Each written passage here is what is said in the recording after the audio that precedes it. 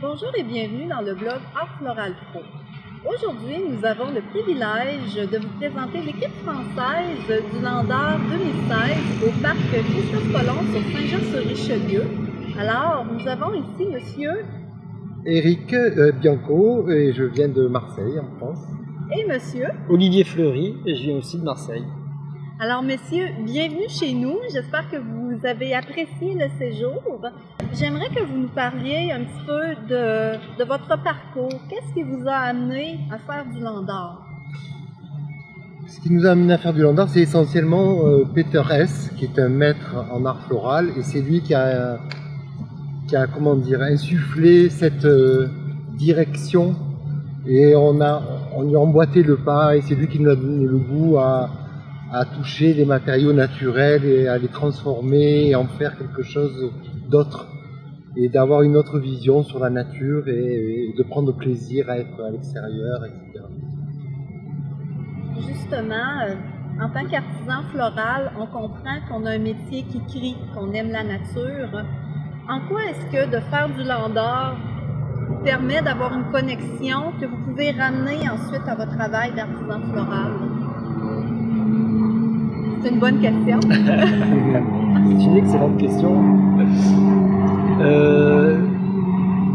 La relation qu'on a avec la nature est quand même extraordinaire. De mettre les mains dans la terre, de toucher les essences, de toucher ces branches, ces feuilles, etc. C'est vraiment merveilleux. Et comment on peut le ramener dans une boutique et de travailler? De diminuer le format peut-être, de se l'approprier et d'en faire...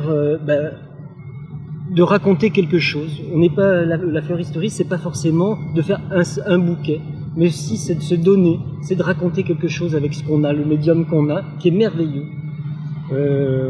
Des peintres utilisent bien sûr de la peinture, nous on utilise des végétaux.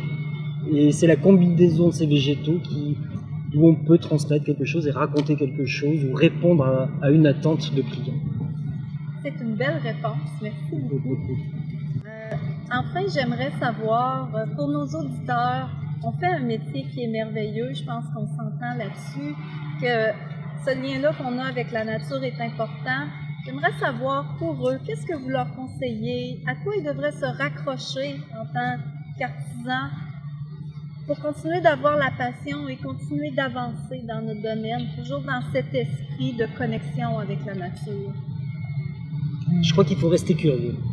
Il faut aller chercher, il faut aller se promener, faut voyager, il faut faire peut-être des Landart. Les faire tout seul dans un coin. Rentrer dans une forêt et puis prendre 3 branches et puis se raconter des histoires. C'est tout.